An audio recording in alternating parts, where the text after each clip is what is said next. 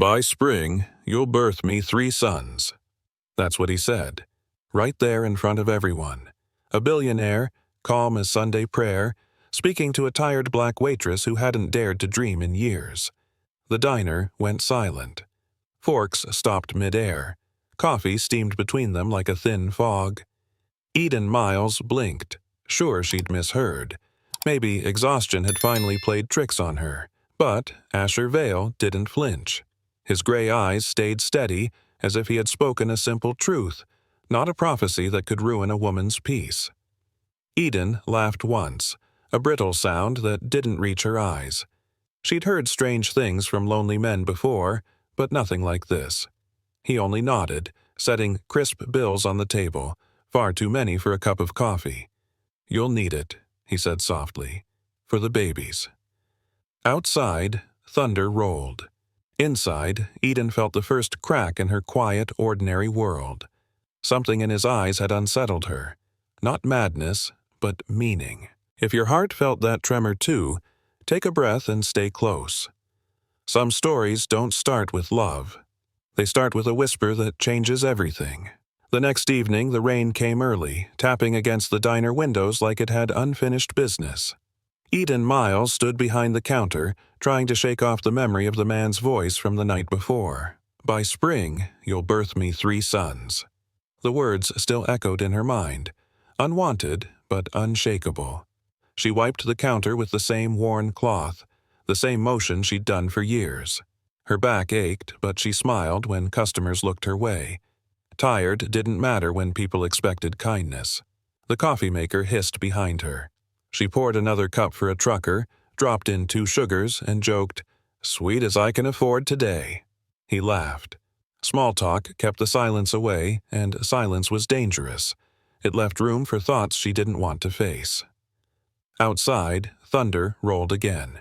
Inside, the smell of bacon and old coffee filled the air. Eden thought about her mother's medicine, about bills stacked on the kitchen table. Her pay barely covered rent, but she was grateful for the steady work. Then the door opened with a cold gust, scattering napkins across the floor. Rain clung to the man's black coat. The same man. Something about him made her heart stumble. The man took booth 7, the one in the corner where no one sat long. He ordered black coffee, no cream, no sugar. His voice was quiet but firm, like someone used to being obeyed. Eden refilled his cup, careful not to stare, but she noticed the gold watch peeking from his sleeve. Heavy, deliberate, and wrong for this place. She'd seen fancy before, but this was different. He didn't fidget with his phone or check his reflection.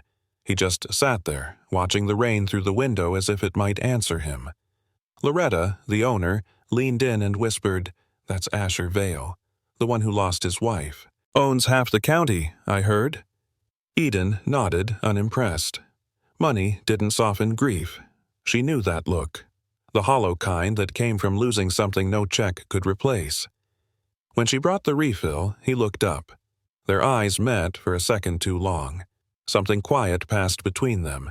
Recognition, or maybe shared loneliness. She turned away, uneasy. The diner buzzed behind her, but the air between them had changed. Eden was wiping a spill when his voice cut through the hum of the diner. "By spring," Asher said, his tone calm and steady, "you'll birth me 3 sons." Her hand froze mid-air. The sound of rain seemed to vanish. Forks stopped clinking. Every eye turned toward booth 7. She blinked, certain she'd misheard. "I'm sorry, what?" Asher didn't smile. His gaze stayed locked on hers, unwavering. "By spring," he repeated, 3 sons. Eden laughed, a shaky sound that betrayed her nerves. "Sir, you must have the wrong woman." He didn't answer. He just looked at her with a strange gentleness, like a man repeating something he couldn't unsay. A chill ran through her. For a second, she thought she saw sorrow in his eyes, not madness. The laughter from a nearby table broke the silence, but the words hung in the air, heavy and impossible. Eden turned away, pretending to work. Inside, her heart beat faster than the storm outside. Whispers rippled through the diner. Someone snickered. "Guess he's lost it." Another muttered, "Poor girl." Eden's hands trembled as she reached for the coffee pot. Loretta's sharp voice cut in, "Eden, you okay, honey?" She nodded, but her throat burned. Heat crawled up her neck. Shame, anger, confusion all tangled together. She wanted to shout, to ask him why. But the man who caused it all just sat there, calm as a preacher after confession. Asher reached for his wallet. He placed several crisp $100 bills on the counter. "You'll need it," he said softly, "for the babies." Laughter turned to stunned silence. Eden stared at the money, then at him. "Sir, I don't want your charity." He met her eyes once more, then stood and walked out into the rain without a word. The bell above the door jingled, and for a moment, no one breathed. Eden swallowed hard, her heart pounding. Somehow, the room felt smaller, like every whisper could reach her soul. Rain poured so hard it blurred the road ahead. Eden gripped the steering wheel, her knuckles white. Her heart still echoed the billionaire's words. The wipers fought against the storm, but nothing cleared the fog in her mind. She turned onto the narrow lane leading home, headlights slicing through sheets of rain. The little house sat quiet, paint peeling, light from one window flickering weakly. Inside, Grace Miles was asleep in her chair, the oxygen tube coiled at her feet. Her chest rose and fell with a tired rhythm. Eden knelt beside her, adjusting the blanket. "Mama," she whispered, "I'm okay." She wasn't. The words from the diner replayed over and over. "By spring, you'll birth me 3 sons." What kind of man said that? What kind of woman was she to even listen? Kneeling on the worn rug, she clasped her hands. "Lord," she prayed softly, "I don't understand what just happened, but please, keep us safe tonight." Outside, the storm roared, but inside, her whispered prayer steadied her heartbeat, just enough to face tomorrow. The next evening, Loretta's diner smelled of rain again. The clock above the counter ticked toward 6. Eden wiped down the same booth, telling herself he wouldn't come back. Then the bell over the door rang. He was there. The same black coat, the same calm eyes. Eden's stomach tightened. She turned away, pretending to check the register. Maybe if she stayed busy, he'd leave. But Asher Vale said nothing. He sat in the same booth, ordered the same black coffee, and waited. Minutes dragged by. Loretta gave Eden a look, half warning, half curiosity. When Eden finally walked over, her voice trembled. "You shouldn't be here." He didn't look offended. "You shouldn't still be thinking about what I said." Her throat closed around a retort. He smiled faintly, then sipped his coffee. "You will, though." The words hung between them like smoke. Eden turned away, feeling his presence long after he'd gone. 2 nights later, he returned again. The same booth, the same silence. When the diner emptied, Asher finally spoke. "2 years ago," he said, eyes fixed on the window, "my plane went down in the mountains. Everyone died but me." Eden froze, cloth in hand. He went on, his tone steady. "For 3 days, I was trapped in the snow. No food, no fire. On the second night, I saw something. A woman holding 3 babies. You." Eden's breath caught. "Me?" He nodded slowly. "I thought it was a hallucination until I saw you. You were standing just as she did." Her mouth went dry. The story was impossible, yet his calm made it harder to dismiss. "Why, tell me this," she whispered. "Because when you've seen heaven and come back," he said softly, "you recognize its echo." Eden didn't know whether to pity him or believe him. Either way, his eyes left her shaken. Later that night, Loretta pulled Eden into the kitchen. "Honey," she said, wiping her hands on her apron, "you stay away from that man." Eden frowned. "He's not hurting anyone." Loretta shook her head. "Rich men like him, they don't see girls like us. We're the background to their stories. Coffee, comfort, and nothing more." Eden tried to smile, but it faltered. "He doesn't act like other men." "That's the dangerous part," Loretta replied. "When they look at you like you're different, that's when you start forgetting what you deserve." The fryer hissed in the background. Eden looked down at her hands, the scent of coffee and grease clinging to her skin. "I just think he's lonely," she whispered. Loretta sighed. "Then pray for him, sweetheart. Don't try to fix him." Eden nodded, but inside she knew prayer alone might not be enough. That night, Eden lay awake, the ceiling fan spinning shadows across the walls. Her mother's faint breathing came from the next room. She should have been exhausted, but her mind wouldn't quiet. The way Asher spoke, steady, almost reverent, replayed again and again. What if he wasn't crazy? What if there really was a reason he'd found her? She turned onto her side, clutching the blanket. The sound of rain returned, gentle now, like a reminder that storms don't last forever. Still, she couldn't shake the feeling that something larger than her was moving, unseen, pulling her toward a path she didn't ask for. In the dark, she whispered, "Lord, tell me what this means." But no answer came, only the soft hum of the night and the slow, heavy beat of her own heart. The next morning, the diner smelled of burnt toast and yesterday's rain. Eden was refilling sugar jars when the bell over the door rang. Asher Vale walked in, dressed in gray, calm as ever. He set a thick envelope on the counter. "I know what you're thinking," he said quietly, "but this isn't charity." Eden crossed her arms. "Then what is it?" "A proposal," he answered. "Be my fiancé for 3 months. I need to convince my investors that I've moved on. In return, you'll be paid enough to cover your mother's care and start fresh after." Eden stared at the envelope. "You want me to lie?" "I want you to help me survive," he said. The words hit harder than money ever could.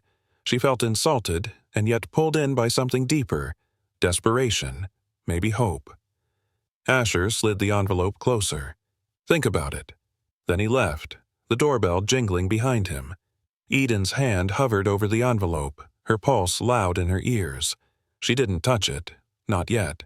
By the end of the week, the diner felt colder. The regulars avoided eye contact, whispering when she passed. The story about the billionaire and the waitress had spread. One afternoon, a couple in designer clothes walked in. The woman looked Eden up and down. "So, you're the girl he wants 3 sons from?" she said loudly. Laughter followed. Eden's chest burned. Loretta stepped in, but the damage was done. Eden snapped, her voice trembling. "You don't know anything about me." The woman smirked. "I know enough."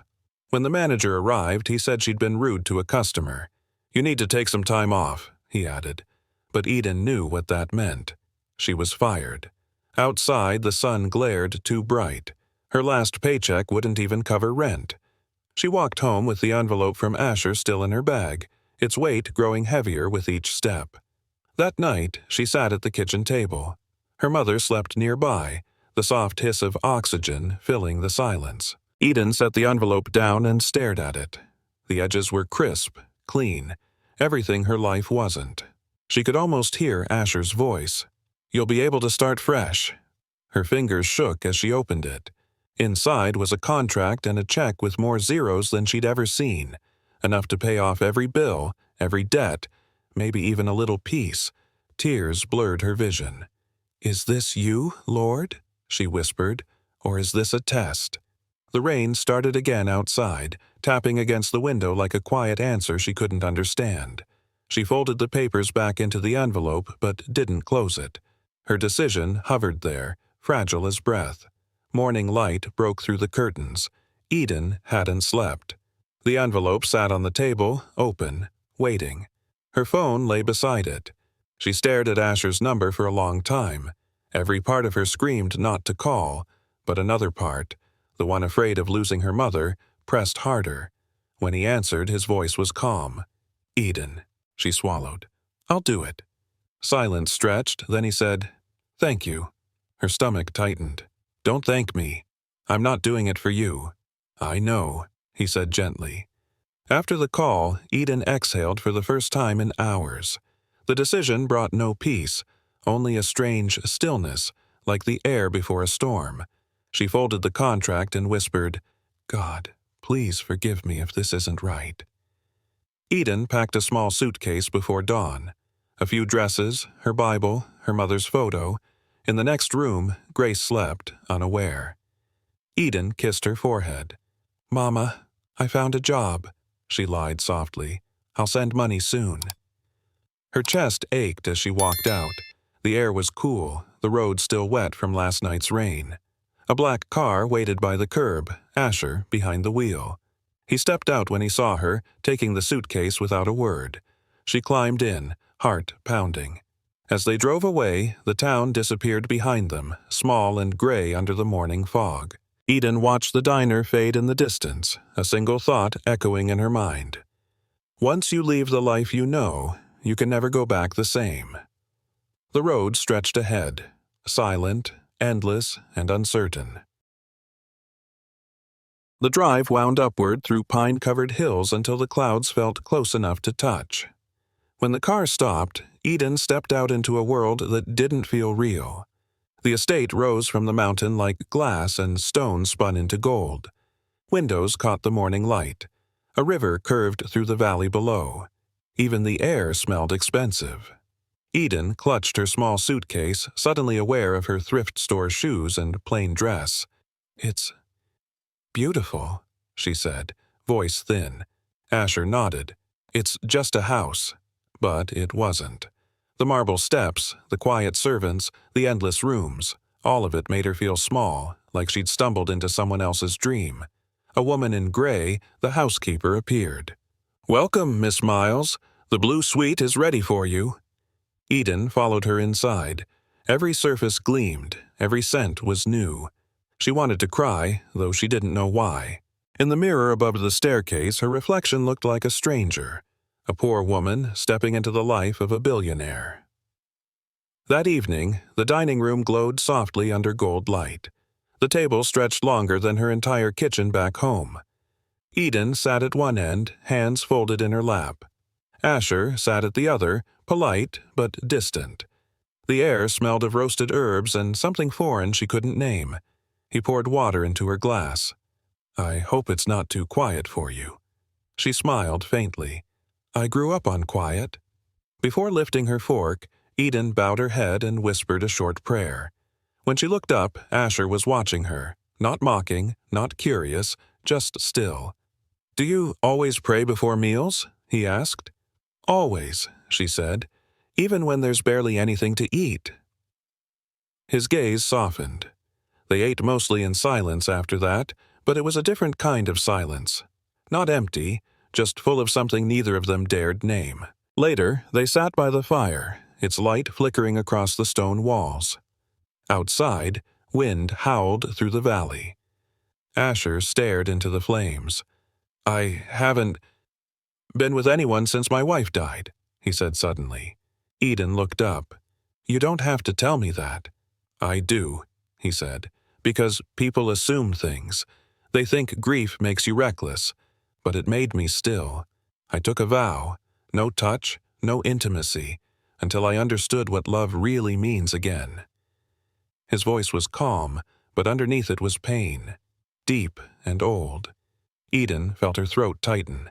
"That's not weakness," she said softly. "That's faith." He smiled faintly. "You sound like her, you know. My wife used to say the same." The fire popped and silence settled again, but this time it was warm, almost safe. Asher leaned back in his chair, eyes thoughtful. "That night at the diner," he began, "I saw what that man said to you." Eden froze. "You were watching?" He nodded. "I was ready to step in. But you handled it with grace I haven't seen in years." Her throat tightened. "Grace didn't pay for my mother's medicine." He leaned forward, voice low.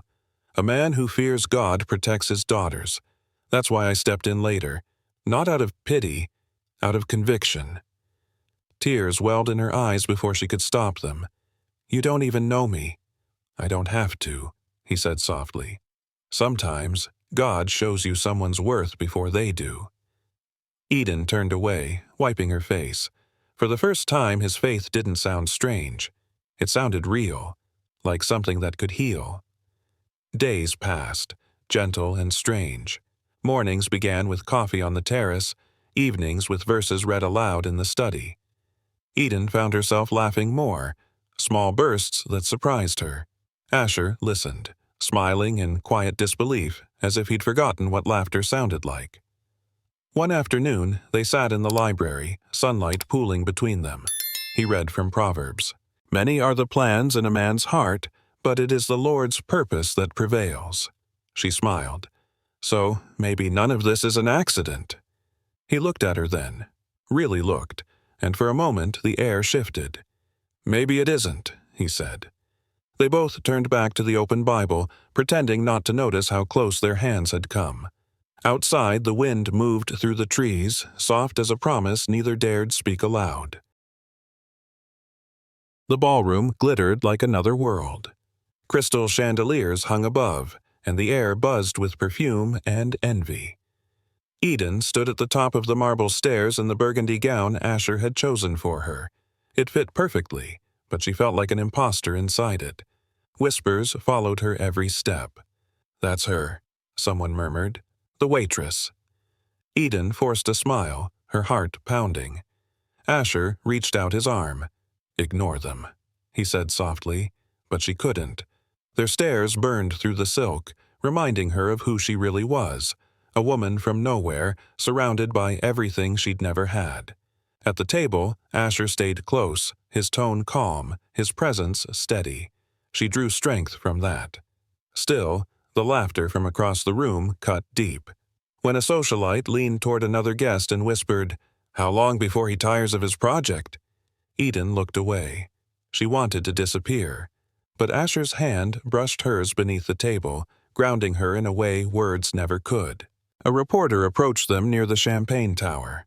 "Mr. Vale," she said brightly, "the city's been buzzing about your new relationship. How did you two meet?" Eden froze, her pulse quickening. They had rehearsed the answer, something about mutual charity work, a safe lie, but Asher didn't give it. His voice rang out, steady and sincere. "She served me grace before coffee." The room went still. The reporter blinked. "I'm sorry?" Asher smiled faintly. "I walked into a diner broken. She saw me, not my money. She gave me kindness when I didn't deserve it. That's worth more than everything I own." Murmurs spread through the crowd. Eden felt heat rush to her cheeks. Not shame this time, but something softer. For the first time, she didn't feel like a prop in his story. She felt like its heart. The orchestra began to play Moon River, and Asher turned to her. "Dance with me," he said quietly. Eden hesitated, then took his hand. They stepped into the center of the floor, eyes locked. The music swelled, lights shimmering around them like melted stars. Every whisper faded. Every stare dissolved. His touch was careful, reverent. "You make this world feel real again," he murmured. Her breath caught. "And you make faith feel possible." When he kissed her, the moment unfolded like prayer, gentle, certain, timeless. Applause rippled through the room, but they barely noticed. The kiss wasn't for the crowd. It was for every night she'd prayed alone, every moment he'd lived in grief. When it ended, they were both trembling. Two broken souls meeting where heaven brushed the earth. Days later, Eden carried tea to Asher's office, pausing when she heard voices beyond the door. "The waitress," one man said. "A charity project, nothing more. He'll come to his senses." A woman laughed softly. "Pity can't buy credibility." Eden froze. Her fingers tightened around the tray.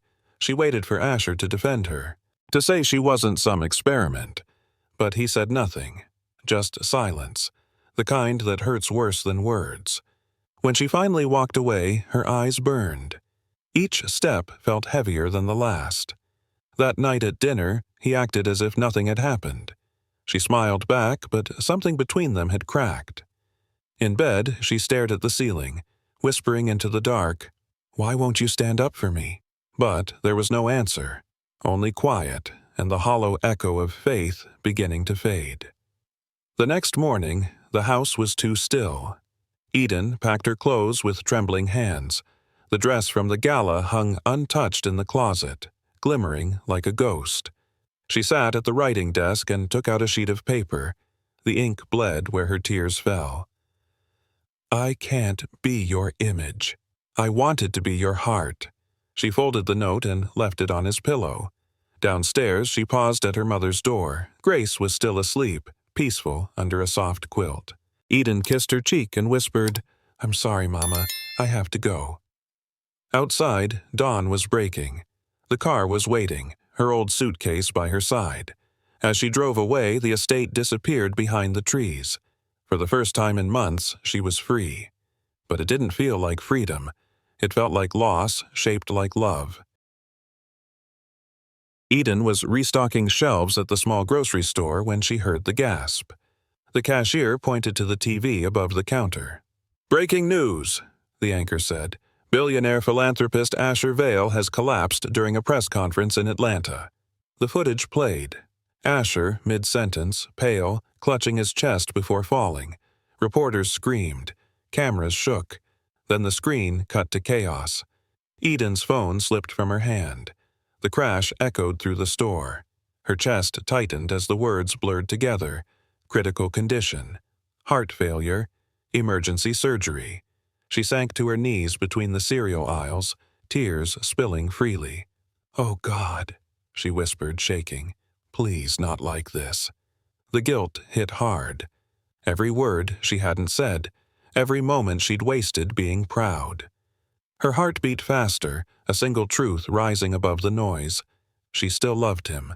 She grabbed her keys and ran into the rain, not caring where the road led, only that it led back to him. Snow fell thick over the Blue Ridge Highway as Eden drove through the night. Her hands gripped the wheel, knuckles white, headlights slicing through the storm. Every mile whispered his name. Every gust of wind carried her prayer. When she reached the hospital, her legs shook. The fluorescent lights stung her eyes. At the front desk, the nurse asked, "Family?" Eden hesitated, voice trembling. "I'm someone who loves him." That was enough. They led her down the hall. Machines beeped steadily behind closed doors. His assistant waited outside the room, eyes tired but kind. "He's been asking for you," she said softly. Eden pushed the door open. The sight stole her breath. Asher, pale against white sheets, motionless, fragile. She took his hand. "I'm here," she whispered. "I'm so sorry I ever left." The only reply was the steady rhythm of his heart monitor, faint but alive. Dawn broke soft and pink through the hospital window. Eden hadn't moved all night. Her fingers still wrapped around his. Then, a small movement. His eyelids fluttered. His lips parted. "Eden," he breathed. She leaned close, tears rushing back. "I'm here, Asher. I'm right here." A weak smile crossed his face. "By spring." His voice trembled. "You'll birth me 3 sons." She shook her head, sobbing. "No, don't talk like that. Rest." He kept going, voice steady despite the weakness. "Hope, faith, and mercy." Her breath caught. Understanding crashed through her like light. He'd never meant children of flesh. He'd meant the gifts she'd brought to his life. Eden pressed her forehead to his hand. "You already have them," she whispered, "and they'll live on through us." He smiled faintly, eyes closing again, peace softening his face. The prophecy had never been madness. It had been a promise. 2 weeks later, sunlight poured through the small hospital chapel. White lilies lined the pews. Asher stood with help. Color returned to his cheeks, eyes brighter than they'd ever been. Eden wore a simple cream dress, her hands trembling as she held her mother's. Grace smiled through tears. "God doesn't end stories halfway," she said softly. When the chaplain asked for vows, Asher's voice was clear. "I once thought love was a risk I couldn't take again. Then you showed me it was faith." Eden's eyes filled. "You found me when I stopped believing in miracles. Now I know. They were always real." When they said "I do," the entire room exhaled. Even the nurses watching from the doorway wiped their eyes. They kissed, surrounded by the hum of machines and the scent of flowers. It wasn't grand, it wasn't perfect, it was holy. The miracle wasn't that he lived, it was that they both did. Spring came early that year. The mountains bloomed in wild color, and the world felt new again. At the grand opening of the Three Sons Foundation, Eden stood beside Asher under a banner that read, Hope, Faith, Mercy. Children laughed in the courtyard. Veterans shook hands with new friends. Eden spoke to the small crowd, her voice warm but steady. He was right, she said. By spring, I did bring life, not through children, but through love. Asher took her hand, smiling as the crowd applauded. Together, they had turned pain into purpose, wealth into healing, and prophecy into truth. The foundation doors opened, welcoming families, mothers, and dreamers who needed one more chance. As sunlight filled the courtyard, Eden looked to the sky and whispered, Thank you. Then, to the watching camera, she smiled. If this story reminded you that miracles still happen, she said softly, hit subscribe and share it. Someone out there needs to hear this today.